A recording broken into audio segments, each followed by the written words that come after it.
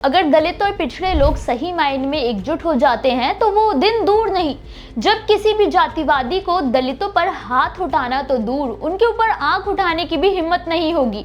लेकिन दुख तो केवल इसी बात का है कि जातिवाद के नाम पर दलितों को भी अलग अलग बांट दिया है, जबकि मनुवादियों के लिए तो ये सभी शूद्र और पिछड़े ही हैं। नमस्कार, मेरा नाम है मोहिनी, आप देख रहे हैं भीमसेना।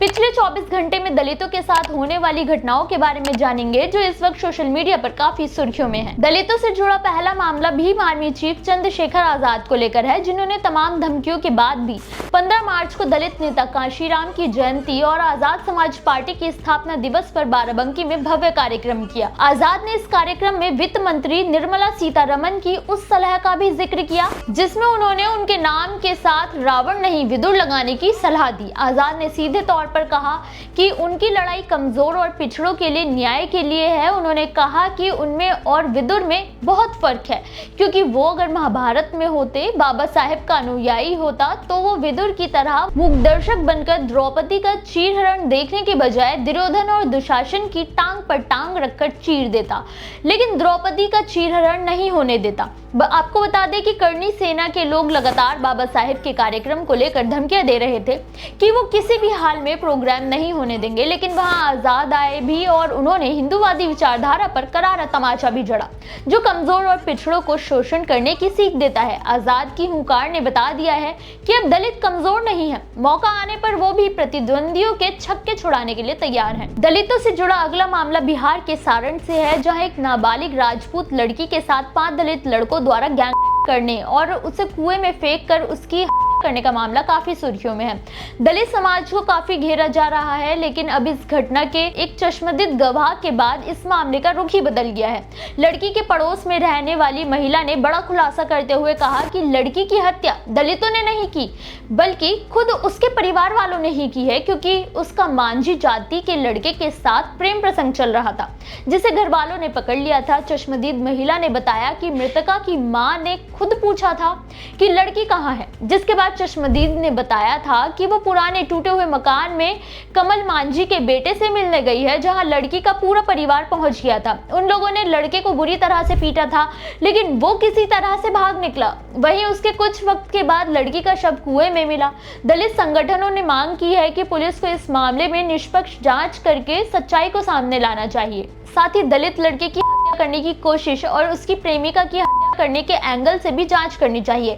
एक तरफ जातिवादियों के दबाव में आकर फैसला करना पूरी तरह से दलितों पर अन्याय है। इस नए एंगल के सामने आने के बाद इस पूरे मामले का रुख ही बदल गया है। अब देखना ये होगा कि पुलिस इस मामले में क्या कार्रवाई करती है। दलितों से जुड़ा अगला मामला कर्नाटक के हुबली से है, जहां एक तरफ दलितों के बाल काटने को लेकर नाई समाज में भेदभाव देखने को मिलता रहता है, वहीं दूसरी तरफ अखिल कर्नाटक श्री शिव शरण हड़पद अपन्ना समाज सेवा संघ ने दलितों के न्याय और सामाजिक बराबरी के लिए शोरीकरा नडे दलितरा केरिया कड़े यानी कि नाइयों का दलित बस्तियों की ओर कदम अभियान शुरू करते हुए एकजुट होना शुरू कर दिया है। इस अभियान के तहत संघ सभी नाइयों को इस बात के लिए जागरूक करेंगे कि वो बाल काटते वक्त जातिगत भेदभाव ना करें। इसके लिए संघ ने अभी तक सैकड़ों नाइयों को इकट्ठा करके 2 सफल कार्यक्रम किए हैं, जो आगे भी जारी हैं।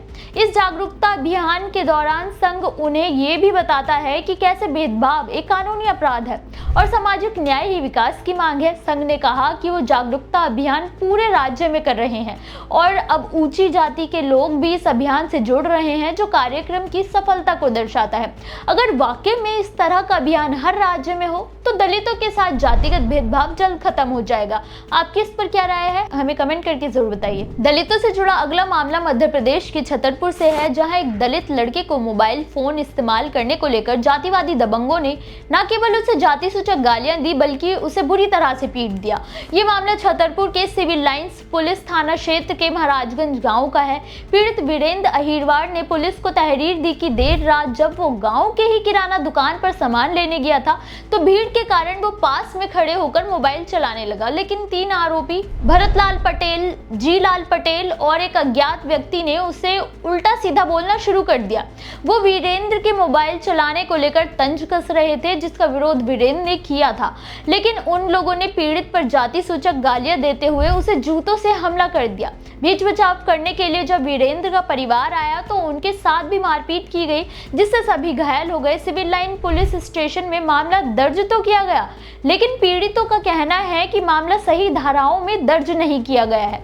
पुलिस आरोपियों को बचाने की कोशिश कर रही है। वहीं पुलिस ने बताया कि मामला दर्ज करके आरोपियों की तलाश जारी है। फिलहाल सभी आरोपी फरार चल रहे हैं। अब देखना यह होगा कि पुलिस की भूमिका वाकई में इस मामले में क्या होने वाली है। क्या दलित परिवार को न्याय मिलेगा या फिर मामला रफा दफा कर दिया जाएगा। दलितों से जुड़ा अगला मामला उत्तर प्रदेश के शाहजहांपुर जिले का है, जहां एक दलित बुजुर्ग को जाति का दंभ दिखाने के लिए मुर्गा बनाने पर और उसके साथ जातिगत गाली गलौज करने का मामला सामने आया है।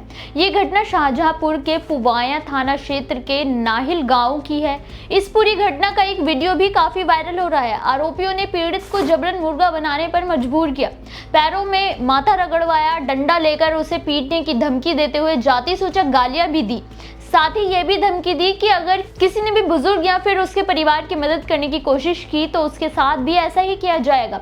आखिर ये जंगलराज किसके शय पर है? ये घटना 7 मार्च की है, लेकिन अभी तक ना तो मामला दर्ज किया गया है और ना ही पुलिस ने कोई गिरफ्तारी की है। भीम आर्मी चीफ चंद्रशेखर आजाद ने भी इस मामले में रोष जताते हुए पुलिस की भूमिका पर सवाल उठाए। उन्होंने जल्द से जल्द पीड़ित परिवार के लिए न्याय की मांग की है, साथ ही उनके लिए सुरक्षा मुहैया कराने की भी मांग की है। अब देखना यह होगा कि वीडियो के वायरल होने के बाद पुलिस का क्या जवाब होता है। दलितों से जुड़े इन खबरों पर आपकी क्या राय है, हमें कमेंट करके जरूर बताइए।